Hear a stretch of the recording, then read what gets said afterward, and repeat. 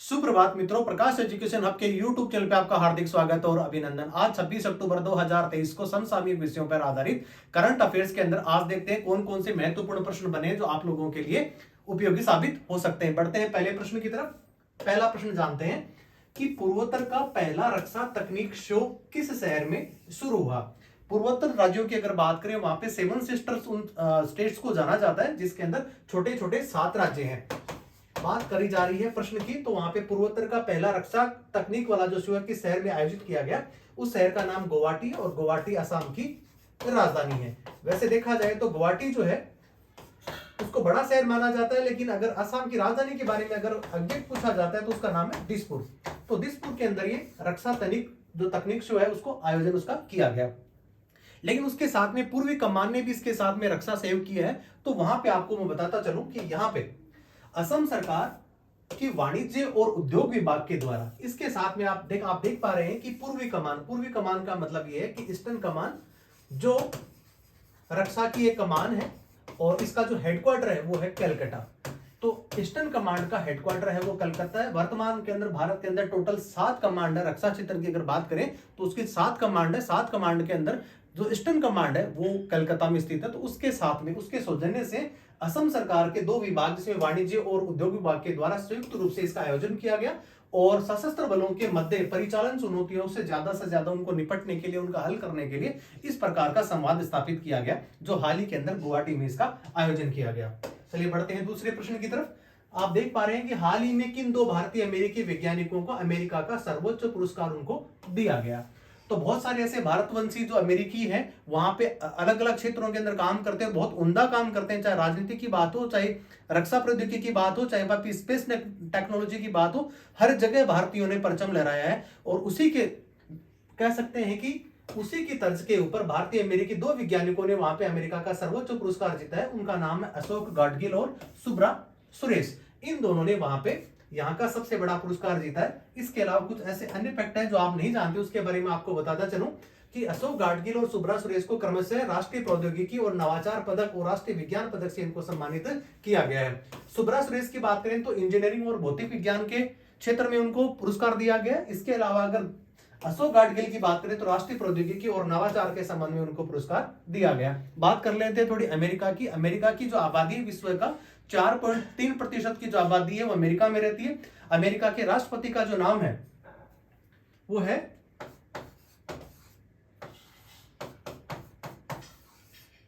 Joe Biden. विश्व का सबसे लंबा, यह कह सकते हैं कि सबसे पहला लिखित संविधान अगर विश्व में कहीं पे भी बनाया गया तो 21 जून 1787 को पूरे विश्व ने पहली बार जब देखा कि लिखित संविधान कहां से आया तो यह आया अमेरिका से। और भारत का जब संविधान बनाया जा रहा है तो भारत के बहुत सारे ऐसे अनुच्छेद हैं जिसके अंदर अमेरिका के संविधान से ली गई कुछ चीजें हैं, जिसके अंदर हो रखी है कौन कौन सी चीजें। राष्ट्रपति पे महाभियोग, राष्ट्रपति पे महाभियोग की जो अवधारणा है वो हमने कहां से ली है, वो भी हमने अमेरिका से ही ली है। तो आपने जाना कि यहाँ पे 2 ऐसे भारतीय वंशी जो वैज्ञानिक है जिनका नाम अशोक गाडगिल और सुब्रा सुरेश है, इन दोनों को क्रमशः अमेरिका का सबसे जो प्रतिष्ठित अवार्ड है उसके नाम से उनको सम्मानित किया गया है। चलिए जान लेते हैं अगला प्रश्न।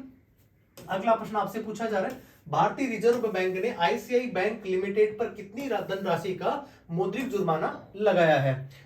तो आरबीआई जो है वो सरकार के बैंकर के रूप में कार्य करती है और आरबीआई की जो जितनी भी गाइडलाइंस है उनको अगर कोई बैंक नहीं मानता है तो उस पर मौद्रिक जुर्माना आरबीआई लगा देती है। इसके क्रमशः के अंदर एचडीएफसी बैंक में भी हाल में लगाया गया, यूको बैंक पे भी लगाया गया। इसके अलावा सहकारी जो बैंक है उन पे भी आरबीआई ने जुर्माना लगाया। और इसी की कड़ी को ध्यान में रखते हुए आरबीआई के द्वारा जितनी भी जो गाइडलाइंस जो दी गई थी उस पे आईसीआई ने उनका पालन नहीं किया और उसी की वजह से उस पर 12.19 करोड़ रुपए का जुर्माना लगा दिया गया है। जानते हैं आईसीआईसी बैंक के बारे में भी कि आईसीआई भारत का सबसे बड़ा 3 ऐसे शीर्ष बैंक है जो निजी क्षेत्र से आते हैं, उनमें से एक है। इसका जो हेडक्वार्टर है वो है मुंबई में। चलिए जान लेते हैं इसके बारे में कुछ अन्य चीजें। रिजर्व बैंक ने बैंकिंग विनियमन अधिनियम 1949 की धारा 20 की उपधारा 1 के उल्लंघन के लिए आईसीआई बैंक पर 12.19 करोड़ रुपए का जुर्माना लगा दिया गया है। अगर इसका पूरा अगर नाम जाने तो industrial credit and investment corporation of India के नाम से इसका नाम जाना जाता है। भारत का तीसरा सबसे बड़ा बैंक है। बाजार कैपिटलाइजेशन की दृष्टि से देखा जाए तो भारत का सबसे बड़ा बैंक है एज ए निजी सेक्टर के तौर पे। इसके अलावा इसकी स्थापना जो होती है वो 1994 में हुई थी, वडोदरा जो कि गुजरात में स्थित है। उसके बाद में आगे चल करके इसका जो हेडक्वार्टर शिफ्ट हो गया वो हो गया मुंबई में। बात कर लेते हैं इसके सीईओ और एमडी के बारे में। तो संदीप बख्शी इसके सीईओ और एमडी है और वर्तमान के अंदर विश्व के 17 देशों के अंदर इसकी ब्रांचेज अभी वर्तमान में कार्यरत हैं। चलिए जान लेते हैं अगला प्रश्न। अगला प्रश्न देखते हैं, सीरियम की एक रिपोर्ट के अनुसार किस हवाई अड्डे को दुनिया का सबसे समय का पाबंद हवाई अड्डा के नाम से उसको जाना गया है? तो अगर सबसे पहले बात होती है कि सबसे अच्छा हवाई अड्डा कौन है, कौन सा है, और उसके बाद में समय का पाबंद, जहां पर समय की को देखते हुए, समय की क्रेडिबिलिटी को देखते हुए भारत का सबसे, ये कह सकते हैं विश्व का सबसे अच्छा अगर कोई कह सकते हैं कि हवाई अड्डा कौन सा है, तो उसका नाम है केम्पागोड़ा जो बेंगलुरु में स्थित है और इसको ये पहला रैंकिंग मिला है। इसके अलावा इंदिरा गांधी जो इंटरनेशनल जो हवाई अड्डा है उसका भी रैंकिंग कितनी है, 7वीं है। चलिए जान लेते इसके बारे में कुछ फैक्ट्स। भारत का प्रथम केम्पागोड़ा अंतरराष्ट्रीय हवाई अड्डा है जो बेंगलुरु में स्थित है। विश्व का प्रथम हानेडा हवाई अड्डा, इसको अगर रैंकिंग की बात करी जाए तो टोक्यो के अंदर हानेडा एक हवाई अड्डा है, उसको रैंकिंग के नोम पर, यह कह सकते हैं सुख सुविधाओं की दृष्टि से देखा जाए तो नंबर 1 रैंकिंग में है। लेकिन अगर समय प्रबंधन के हिसाब से देखा जाए तो विश्व के अंदर सबसे अगर चुस्त दुरुस्त और समय के हिसाब से उसको चलने वाला अगर कोई एयरपोर्ट है उसका नाम केम्पागोड़ा है जो भारत में स्थित है, जो बेंगलुरु के अंदर है। इंदिरा गांधी अंतरराष्ट्रीय हवाई अड्डा है, उसकी जो रैंकिंग है उसका नंबर आता है 7वां। चलिए जान लेते हैं अगला प्रश्न। अगला प्रश्न, हाल ही में किस देश ने भारत सहित 6 अन्य देशों को पर्यटन के लिए वीजा फ्री किया है? अपना ही पड़ोसी देश है जिसका नाम श्रीलंका है, जो कुछ यह कह सकते 1-2 साल पहले आर्थिक तंगहाली की दृष्टि से देखा जाए तो बहुत बुरे दौर से गुजर रहा था और उसके ऊपर बहुत सारा विदेशी कर्ज लद गया था। और इसी को दृष्टिगत ध्यान में रखते हुए कह सकते हैं कि श्रीलंका का सबसे बड़ा अगर कोई उद्योग में से किसी को जाना जाता है तो वो जाना जाता है पर्यटन में, और सबसे ज्यादा अगर आय भी होती है तो शीर्ष ऐसे जो क्षेत्र है, जो उद्योग है, उसमें पर्यटन का भी उसका नाम आता है। तो पर्यटन के लिए या कह सकते हैं पर्यटन में लोगों को आकर्षित करने के लिए श्रीलंका ने भारत सहित 6 देशों को वीजा फ्री कर दिया है। कहने का मतलब ये कह सकते हैं वीजा ऑन अराइवल, आप अपने पास में पासपोर्ट लेकर के जाइए और आप श्रीलंका की यात्रा कर सकते हैं। आप जब एयरपोर्ट पे उतरेंगे तभी आपसे जो है वीजा के ऊपर ही आपकी वीजा पासपोर्ट के ऊपर ही वीजा आपका लगा दिया जाएगा। अब पूछा जा रहा है कि साहब इसके अंदर और कौन कौन से देश हैं, तो मैं आपको बताता चलूं। अगर अन्य देशों की श्रेणी में देखा जाए तो भारत है, चीन है, रूस है, मलेशिया है, जापान और इंडोनेशिया और थाईलैंड। इस प्रकार टोटल जो देश हो गए हैं वो हो गए हैं 7। तो 7 देशों को उसने ये ऐसी व्यवस्था प्रदान की है कि आपका कोई भी व्यक्ति अगर पर्यटक के तौर पे श्रीलंका में आना चाहता है, उसको देखना चाहता है, विजिट करना चाहता है, तो आपको वीजा लाने की जरूरत नहीं है। इसके अलावा अगर प्रधानमंत्री की बात करें तो वहां के जो प्रधानमंत्री का नाम दिनेश गुणवर्धने है, जबकि राष्ट्रपति का नाम रानिल विक्रमसिंघे है। और भारत के साथ में बहुत अच्छे प्रगाढ़ संबंध हमारे पड़ोसी देश के साथ में बने हुए हैं।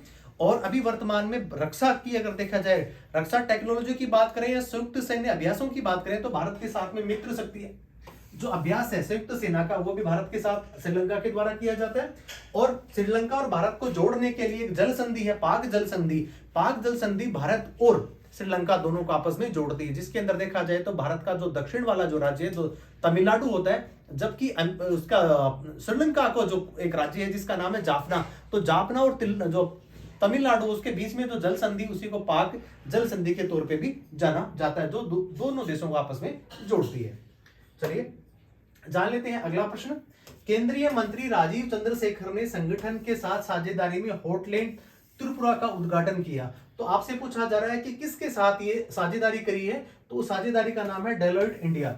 डेलोइट इंडिया के साथ में एक साझेदारी करी है जिसके अंदर त्रिपुरा के अंदर इसका उद्घाटन किया गया था। देखते हैं इसके बारे में कुछ। केंद्रीय कौशल विकास एवं उद्यमिता तथा इलेक्ट्रॉनिकी और सूचना प्रौद्योगिकी राज्य मंत्री राजीव चंद्रशेखर ने अगरतला त्रिपुरा की जो राजधानी है, और मैं आपको बताऊं कि उत्तर पूर्वी जो राज्य है जिसके अंदर सबसे बड़ा अगर कह सकते हैं कि कोई सिटी है तो उसका नाम असम की राजधानी गुवाहाटी है। उसके बाद शीर्ष नंबर 2 पे अगर किसी भी सिटी का नाम आता है, त्रिपुरा की जो राजधानी है अगरतला का नाम आता है जो सबसे बड़ी सिटी है। तो यहाँ पे हार्टलैंड त्रिपुरा का शुभारंभ यहाँ पे किया गया। त्रिपुरा की राजधानी अगरतला और सबसे बड़ा शहर, सबसे 8 जिले हैं जिसके अंदर त्रिपुरा के अंदर और 23 उप प्रधान है। मुख्यमंत्री की बात करें तो मणिक शाह यहाँ के मुख्यमंत्री है और रमेश बैस यहाँ के राज्यपाल हैं। तो आपने इस प्रश्न के माध्यम से जाना कि यहाँ पे हॉटलैंड एक जो अभी यहाँ पे बहुत बड़ा एक उद्घाटन किया गया जो कहां पे किया गया, अगरतला में किया, जो त्रिपुरा में स्थित है। चलिए जानते हैं अगला प्रश्न।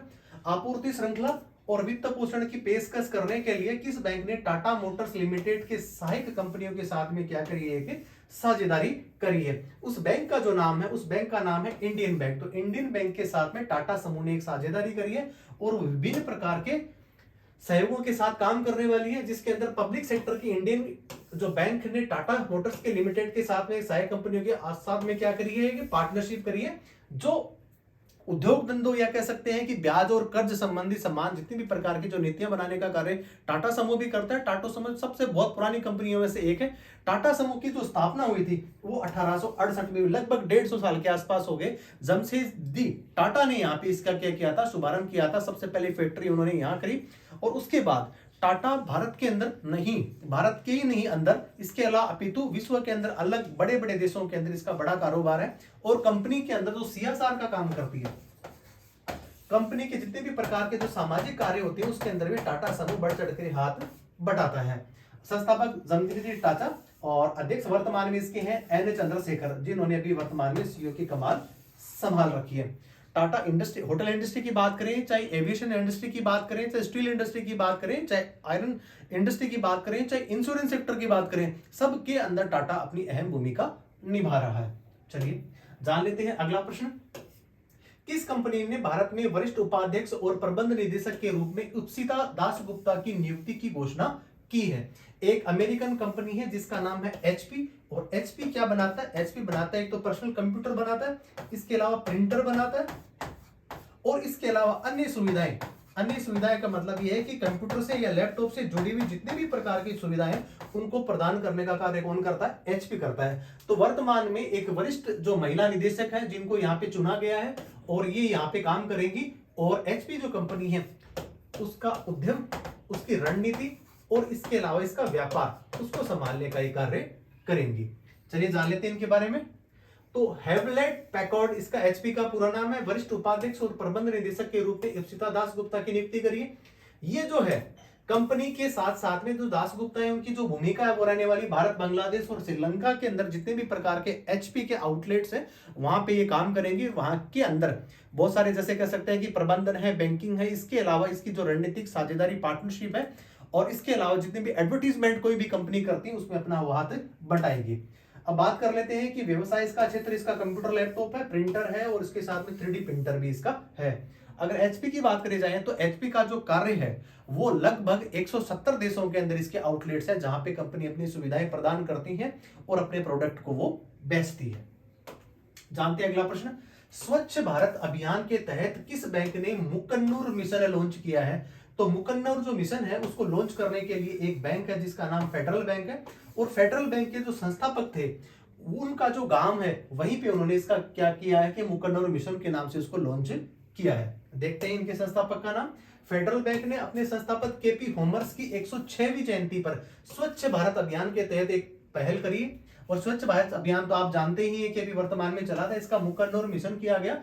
एर्नाकुलम जो जिले का एक गांव है, मकनूर संस्थापक का जन्म स्थान है। और बैंक ने पूरे गांव को डिजिटल बनाने के लिए एक व्यापक योजना क्या करी है, उसको बनाया है और लोगों को, आम जन को बेहतर सुविधाएं प्रदान करने के लिए डिजिटल लाइब्रेरी जिसको कह सकते हैं, डिजिटल बैंकिंग कह सकते हैं और वित्तीय समावेशन जैसी केंद्र सरकार की जितने भी प्रकार की जो लक्षित योजनाएं, जो फ्लैगशिप योजनाएं, उनको साकार करने के लिए इस बारे में बहुत बड़ा कदम उठाया है। इसके अलावा अपशिष्ट प्रबंधन के साथ में वृक्षारोपण, सामुदायिक विकास, नवीनीकरण ऊर्जा और इसके अलावा अलग अलग चरणों में इसको क्या किया जाएगा, लागू किया जाएगा। तो वर्तमान में एर्नाकुलम जिला है, वहां पे मुथलुम नाम का एक गांव है, वहीं से इसकी शुरुआत की गई थी।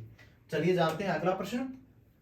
ऐसा कौन सा अंतरराष्ट्रीय आपराधिक न्यायालय का 24वां सदस्य देश बना है? तो अंतरराष्ट्रीय आपराधिक जो न्यायालय है इसका जो हेडक्वार्टर है वो है कहां पे? नीदरलैंड की राजधानी है, जो कौन सा है इसका? नीदरलैंड की जो राजधानी है उसका नाम है हैग। और वर्तमान में अगर अंतरराष्ट्रीय न्यायालय की बात करें तो उसका जो हेडक्वार्टर है वो भी कहां पर है? हैग में ही है। हालांकि भारत जो है अंतरराष्ट्रीय आपराधिक न्यायालय जिसके अंदर 124वां देश मलेशिया बना है, उसका सदस्य भारत नहीं है। भारत जो है वो आपराधिक जो न्यायालय है उसका सदस्य भारत तो नहीं है, लेकिन वर्तमान में अगर 124वां कोई सदस्य देश बना है, उस देश जो है उसका नाम है कौन सा? मलेशिया है। देखते हैं इसके बारे में कुछ अन्य फैक्ट्स। मलेशिया अंतरराष्ट्रीय अपराध न्यायालय आईसीसी का 124वां देश बना है। मुख्यालय इसका कहां पर है? इसका मुख्यालय है हैग में।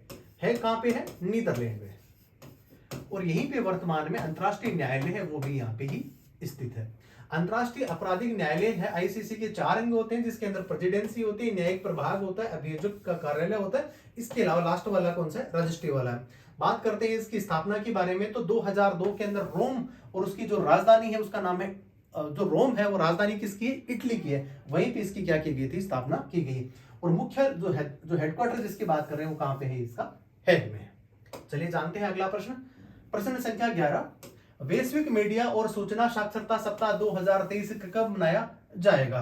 तो अगर इसके बारे में अगर पूछा जा रहा है आपसे, तो इसका जो आंसर होगा वो होगा कौन सा? 24 से लेकर के 31 अक्टूबर, जो वर्तमान में भी चल रहा है, जो वीक चल रहा है, वहीं पे वैश्विक मीडिया और सूचना साक्षरता सप्ताह को मनाया जा रहा है। अगर विश्व स्वतंत्रता सूचकांक प्रेस के लिहाज से देखा जाए तो भारत का स्थान काफी पीछे है, और भारत का स्थान है 161वां।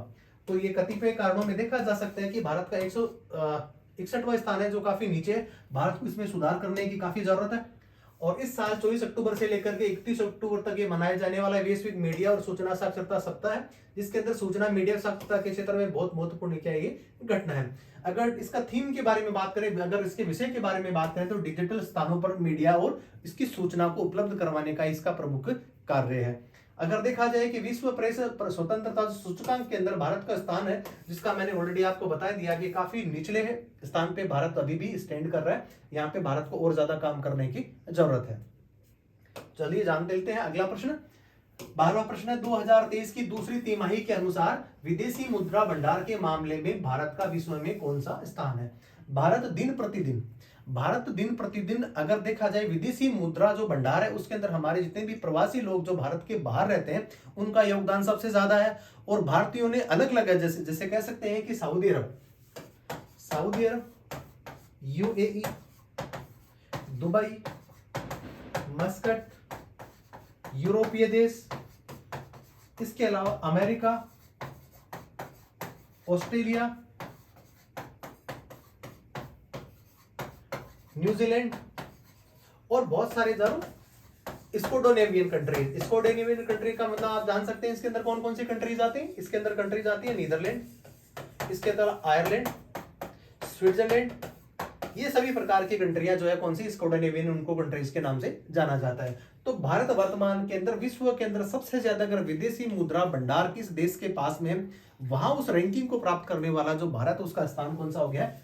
चतुर्थ स्थान हो गया है। तो भारत के जो प्रवासी जो भारतीय लोग हैं वो सबसे ज्यादा यहाँ पे क्या भेजने लगे हैं? रेमिटेंस जिसको कहते हैं, कि वो यहाँ पे भेजा जा रहा है, जिसकी वजह से भारत के पास में विदेशी मुद्रा भंडार की जो तादाद है वो दिन प्रतिदिन बढ़ती चली जा रही है। अगर देखा जाए कि विश्व के अंदर सबसे ज्यादा अगर विदेशी मुद्रा का अगर भंडार किसी देश के पास में, उस देश का नाम है चीन। चीन के पास में सबसे ज्यादा विदेशी मुद्रा भंडार है। और अगर विदेशी मुद्रा की बात करी जाती है तो विदेशी मुद्रा विश्व के अंदर सर्वमान्य मुद्रा एक ही है, जिसको जाना जाता है डॉलर के नाम से। चलिए जान लेते हैं अगला प्रश्न। प्रश्न संख्या 13, भारत और किस देश के बीच सैन्य उप समिति 21वां संस्करण अभी हाल ही के दिनों में न्यू दिल्ली में जिसका आयोजन किया गया, उस देश का नाम क्या है? तो उस देश का नाम है भारत का बहुत बड़ा रक्षा साझेदार, जिसका नाम फ्रांस है। और फ्रांस एक यूरोपीय कंट्री है, और भारत के साथ उसके संबंधों की प्रगाढ़ता दिन प्रतिदिन बढ़ती ही चली जा रही है। भारत रक्षा के अगर तौर पे देखा जाए तो सबसे ज्यादा आयात करने वाले देशों में फ्रांस के साथ में भी करता है। और अभी हाल ही के अंदर भारत ने एक लड़ाकू विमान का आयात किया है, वहां से उसको लिया है, उस रफाल, उस अगर लड़ाकू विमान का अगर नाम अपन देखते हैं तो उसका नाम है रफाल। तो राफेल जो है वो लड़ाकू विमान हमने कहां से लिया है? फ्रांस से लिया है। इसके अलावा अगर बात करें तो मिराज भी जो है वो भारत को किसी से मिला है, तो कहां से मिला है? फ्रांस से मिला है। एक है दसोल्ट एक एविएशन कंपनी है, जहां से रफाल भी आया है, और वहीं से कौन सा आया है? मिराज आया है। काफी पुरानी कंपनी है और रक्षा उत्पादों के अंदर अग्रणी कंपनी है। और भारत ने उसके साथ में क्या किया? एक एमओयू किया, जिसके जरिए 36 विमान अभी तक राफेल के भारत में आ चुके हैं। इसके अलावा अगर रक्षा साझेदारियों की अगर बात करें तो यहाँ पे भारत के साथ में बहुत सारी ऐसी एक्सरसाइज है जो फ्रांस की आप कह सकते हैं सेना के साथ करी जाती है, जिसके अंदर कौन सी? एक तो शक्ति, इसके अंदर तो एक तो शक्ति अभ्यास है, इसके अलावा जल सेना का जो अभ्यास है उसको वरुण जो देवता है हमारे, तो वरुण के नाम से उनको जाना जाता है। इसके अलावा अगर देखा जाए तो वायुसेना की बात करें तो वहां पे ऑपरेशन गरुड़, या कह सकते हैं कि गरुड़ जो एक्सरसाइज है वो दोनों देशों के मध्य यहाँ पे चलाई जाती है। इसके अलावा प्रोजेक्ट 2023 का संयुक्त सैन्य अभ्यास फ्रांस और इंडिया के मध्य आयोजित किया गया। वर्तमान के इसके जो राष्ट्रपति है उनका नाम एनुअल मैक्रो है, और ये इसके भारत के रक्षा पार्टनर के तौर पे सबसे ज्यादा जाने जाते हैं। अगर बात करें इस जो समिति के बारे में, तो 21वीं अभी जो बैठक हुई थी उसके अंदर भारत के जो एयर वाइस मार्शल थे आशीष वोरा, और इसके अलावा उनके जो समकक्ष मेजर जनरल एरिक पेलिटर ने, दोनों के बीच में एक जो क्या हुई मीटिंग्स हुई है, और इसका उद्देश्य है कि रक्षा सहयोग को बढ़ाने का कार्य। तो लगातार भारत और फ्रांस दोनों लगातार देश इस बारे में प्रयत्न कर रहे हैं कि उनकी साझेदारी रक्षा के क्षेत्र में हो, चाहे प्रौद्योगिकी की बात हो, चाहे संचार की बात हो, इसके अलावा सांस्कृतिक कार्यक्रमों का आदान प्रदान हो। तो भारत के साथ में एक रक्षा पार्टनर के तौर पे विश्व के अंदर सबसे ज्यादा तेजी से उभरने वाले भारत के सहयोगी में देखा जाए तो उसमें फ्रांस भी आता है। चलिए जान लेते हैं अगला प्रश्न। भारत सरकार के पशुपालन और डेयरी विभाग ने किस राज्य में ए हेल्प कार्यक्रम का क्या किया, शुभारंभ किया?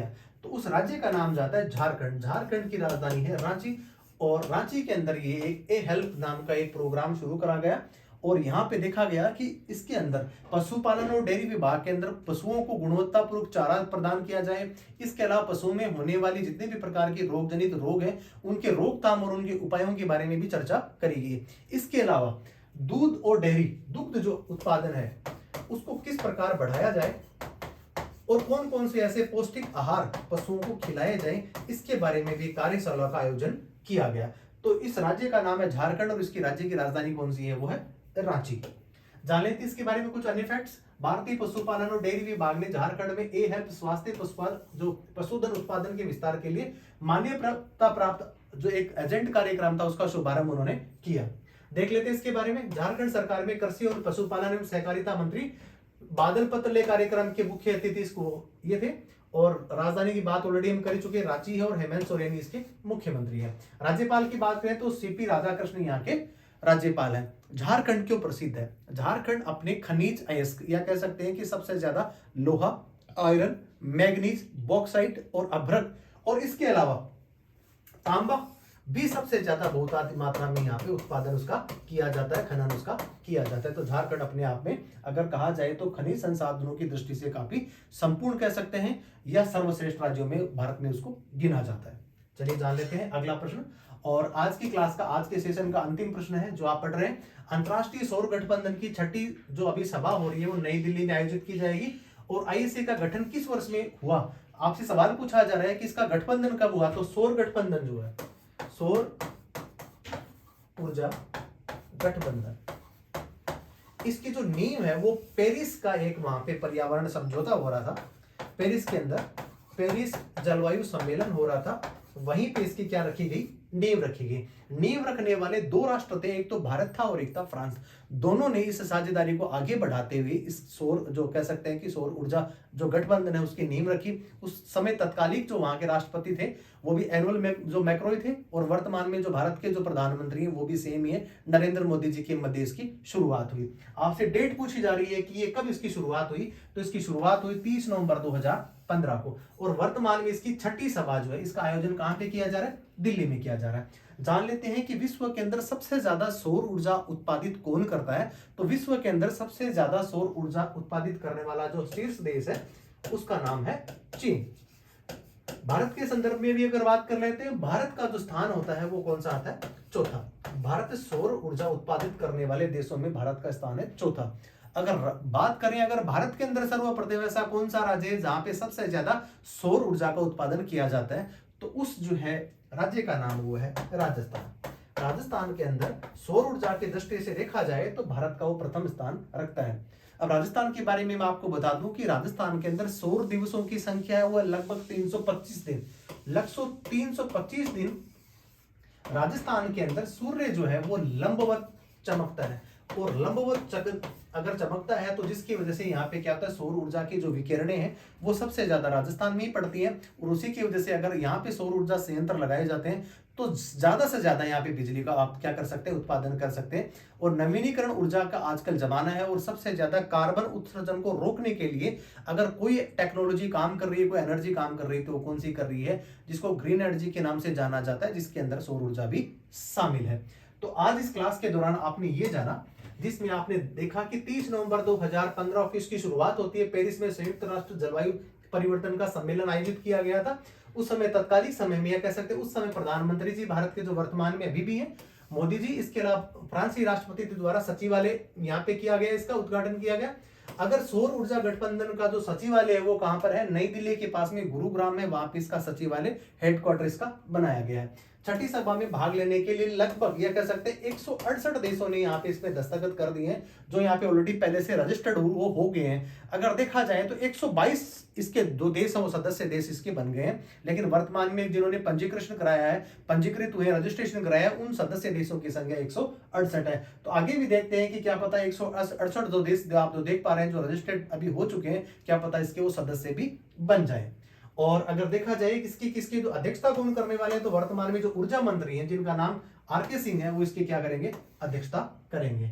और आपने अभी थोड़ी देर पहले ही जाना कि सौर ऊर्जा का उत्पादन में भारत का स्थान तो चौथा है, लेकिन अगर विश्व के अंदर सबसे ज्यादा सौर ऊर्जा उत्पादित करने वाला जो राष्ट्र है उसका नाम है चाइना। आज की क्लास के अंदर, आज के सेशन के अंदर आपने महत्वपूर्ण करंट अफेयर्स के जो टॉपिक जाने, और मैं आशा और विश्वास के साथ कह सकता हूं कि प्रतियोगी परीक्षाओं में कहीं ना कहीं इनमें से कोई ना कोई प्रश्न आपसे पूछा जा सकता है। इसीलिए आप प्रकाश एजुकेशन हब के साथ में जुड़े रहिए। जय हिंद, जय भारत।